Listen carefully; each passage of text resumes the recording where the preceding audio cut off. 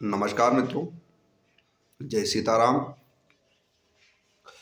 आज ब्रह्म मुहूर्त में ही हमारा विचार किया है कि चलो एक विषय पर वीडियो बनाते हैं। विषय यह है कि वर्तमान समय में लोगों की जो मनोदशा है वह मुझे ऐसा लगता है व्यक्तिगत रूप से कि अत्यधिक विकृत हो चुकी है और समाज का बहुत अधिक पतन हो रहा है। कोई भी मनुष्य जिसे हम साधारण बुद्धि का व्यक्ति समझते हैं, वह आत्म तत्व के विषय में विचार नहीं कर रहा है और विवेक के विषय में विचार नहीं कर रहा है। वह जब भी व्यक्ति निर्णय लेता है, साधारणतः कोई भी मनुष्य जब निर्णय लेता है तो वह मन के आधार पर निर्णय ले रहा है। अर्थात जो उसका मन कह रहा है, जो उसका स्वभाव कह रहा है, वो उसके आधार पर विचार कर रहा है और निर्णय ले रहा है। और मन की दशा सदैव विचित्र होती है। मन सदैव स्वार्थों और वासनाओं के अधीन होता है और इस कारण से लोगों की स्थिति बहुत विकृत है, बहुत भयंकर है। एक ये आया है कि विद्या बुद्धि बल धन रूप यश कुल सुत वनिता मान, सभी सुलभ संसार में दुर्लभ आत्मज्ञान। तो संसार में क्या है कि आप चाहे विद्या बुद्धि बल धन रूप यश कुल सुत वनिता मान, ये 10 प्रकार की चीजें हैं जो एक व्यक्ति की साधारणतः मन की अभिलाषाएं रहती है, जिसे व्यक्ति अपने पुरुषार्थ से प्राप्त कर सकता है सभी सुलभ संसार में। ऐसा भगवत गीता में भी भगवान कृष्ण ने कहा है। किंतु दुर्लभ आत्मज्ञान, जो आत्मा का ज्ञान है अर्थात जो विवेक है, वह बड़ी मुश्किल से प्राप्त होता है। उसके लिए साधना करनी पड़ती है, जब तप करना पड़ता है, संसार की विचित्रता को देखना पड़ता है, निर्णय करने की क्षमता जागृत करनी पड़ती है और ठीक तरह से तथ्यों का विचार करना पड़ता है।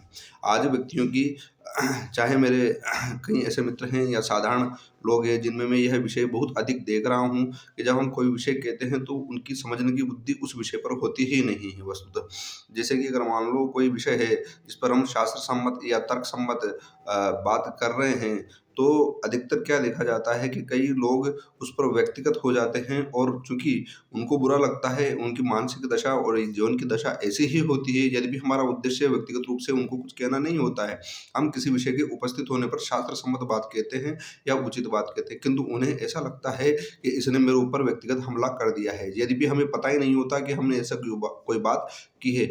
अब वह ऐसे विषय को व्यक्तिगत हमला मानकर वह बहुत अधिक व्यक्तिगत हो जाते हैं और वो उस व्यक्ति को जो ऐसी कोई बात कर रहा है, जिसकी की बात सही थी, जिसकी की बात शास्त्र सम्मत थी, उस पर व्यक्तिगत हमले करने लग जाता है, उसकी बुराइयां करने लग जाता है। कारण क्या है? क्योंकि वो मन की दशा पर जो उसका मन कह रहा है, मन गलत कह रहा है तो उसको सही मान रहा है। मन जो भी उसको उचित और अनुचित का बिना विचार किए मन की जो भी इच्छाएं हैं, उनकी इच्छाओं को, उनकी कामनाओं को, पूर्ति को जीवन भर सत्य मानता रहता है। मेरे प्यारे मित्रों, भक्तों, यह मानव जीवन बड़ा दुर्लभ है। यह कई कई योनियों से निकलकर हमें यह मानव जीवन मिला हुआ है। मनुष्य को प्रयत्न करना चाहिए कि वह इस मानव जीवन को जो मिला हुआ यह अवसर है उसको व्यर्थ न जाने दे। हो सकता है मे बी पॉसिबल, संभवतः कि हम गिरे और चढ़े, फिर गिरे और चले, फिर गिरे और चले, ऐसा संभव हो सकता है। लेकिन हमारा उद्देश्य निश्चित रूप से ठीक होना चाहिए। हो सकता है कुछ विकार आ जाए, हम उसे दूर करने का प्रयत्न करेंगे, साधना द्वारा, भक्ति द्वारा, आत्म विवेचन द्वारा हम उसे दूर करने का प्रयत्न करेंगे। किंतु हमें हमारा लक्ष्य को ठीक रखना है और हमें उस आत्म तत्व को प्राप्त करने के लिए चलना ही होगा। लेकिन किंतु इसकी दुर्लभता देखिए इस आत्म तत्व की। इसके संबंध में भगवान कृष्ण गीता के अध्याय 2 के श्लोक नंबर 29 में कैसे विवरण कर रहे हैं कि इस आत्म तत्व के बारे में किस प्रकार से कितने जो पुरुष हैं, कितने व्यक्ति हैं जो इसके बारे में विचार करते हैं। भगवान ने जो 29वां श्लोक अध्याय 2 में कहा है, उसमें यह है कि कोई एक महापुरुष ही इस आत्मा को आश्चर्य की भांति देखता है और वैसे ही दूसरा कोई महापुरुष ही इसके तत्व को आश्चर्य की भांति वर्णन करता है। तो मतलब यह है कि एक पुरुष का मतलब कई बहुत सारे लोगों में से, कई बहुत सारे व्यक्तियों में से कोई एक व्यक्ति इस आत्मा को, आत्म तत्व को आश्चर्य की भांति देखता है और कोई वैसा ही दूसरा पुरुष एक तो देख रहा है और फिर वैसा ही उनमें से भी कोई एक वैसा ही दूसरा पुरुष उसके तत्व की आश्चर्य की भांति वर्णन करता है। वो कहता है कि यह क्या है, उसके बारे में समझता है, यह ऐसा है, यह वैसा है। तो देखो आप कितनी दुर्लभता बताइए। तथा कोई दूसरा ही अधिकारी पुरुष इसे आश्चर्य की भांति सुनता है। अब अगर मान लो कोई ऐसा व्यक्ति मिल भी गया, पहला व्यक्ति जो इसे आश्चर्य की बात देखता है, हाँ यार ये कोई चीज़ है, कुछ होना चाहिए। दूसरा व्यक्ति ऐसा आया जो उसको आश्चर्य की भांति वर्णन करता है, और भगवान कृष्ण इससे भी दुर्लभ बात ये कहते हैं कि तथा कोई अधिकारी पुरुष जो वास्तव में इसका जिज्ञासु है, अधिकारी है, इसको जानना चाहता है, जो इसका अधिकारी, साधारणतः मनुष्य इसका अधिकारी नहीं है, क्योंकि वो मानव जीवन के मूल लक्ष्य को समझ ही नहीं पाते, इसके बारे में विचार ही नहीं कर पाते। तो जब तक आप विचार नहीं करोगे, जब तक आप इसका वर्णन नहीं करोगे, तब तक समझने की क्षमता आएगी ही नहीं। तो कोई अधिकारी पुरुष ही इसे आश्चर्य की भांति सुनता है। जब कोई व्यक्ति आत्म तत्व का विवेचन करता है, तो कोई जो सामने अगर आपके अधिकारी पुरुष है, अधिकारी पुरुष का मतलब यहाँ ये निकला जो उस आत्म तत्व के बारे में, उस जीवन के बारे में, मैं कौन हूँ, कहाँ से आया हूँ, यह आत्मा कौन है, यह मन की स्थिति क्या है, शरीर क्या है, इंद्रिय क्या है, इन सब के बारे में ठीक से जिसकी जिज्ञासा है, जो सुनना चाहता है, जो इसका अधिकारी है, जो इसके बारे में विचार करना चाहता है, वही इन बातों को सुनेगा आश्चर्य की बात। दूसरा व्यक्ति नहीं सुनेगा। दूसरा व्यक्ति सुने लगेगा उसको कि यार ये कैसा व्यक्ति है, कैसी बातें कर रहा है यार, है ना। मेरी जो वासनाएं हैं या कामनाएं हैं उन पर प्रहार कर रहा है, उसको तो ऐसा लगेगा। पर जो वास्तव में इसका अधिकारी पुरुष है वो इसको आश्चर्य की भांति सुनेगा, और अधिकारी पुरुष कोई एक मिल पाएगा बड़ी मुश्किल से, फिर आपको, और कोई कोई तो सुनकर भी इसे नहीं जानता।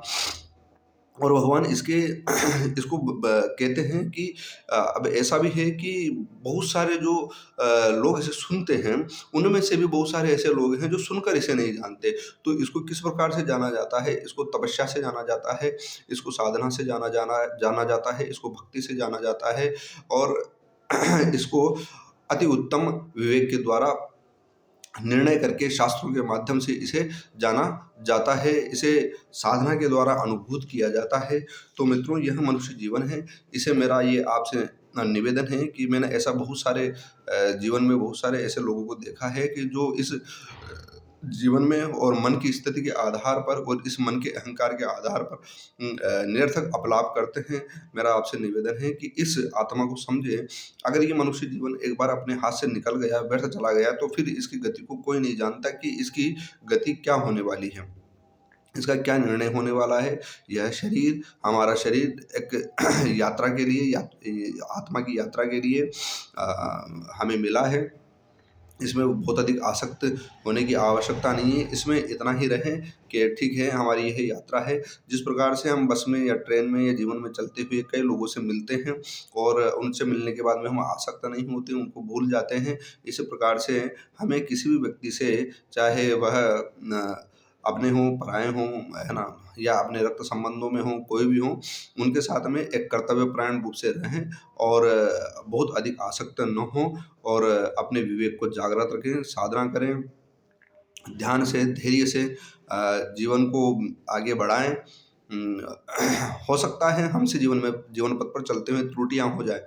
अपनी त्रुटियों को पहचानें और उन्हें दूर करने का प्रयत्न करें, और इस आत्मा को खोजें कि यह आत्मा क्या है, यह मन क्या है, और हम हमारे जीवन का जो पूर्ण लक्ष्य है उसे कैसे प्राप्त कर सकते हैं, और वह लक्ष्य क्या है। मेरा यही निवेदन है आपसे। और फिर आगे किसी बात को लेकर, किसी आध्यात्मिक बात को लेकर फिर मिलेंगे। जय सीताराम। वीडियो देखने के लिए आप सभी का धन्यवाद।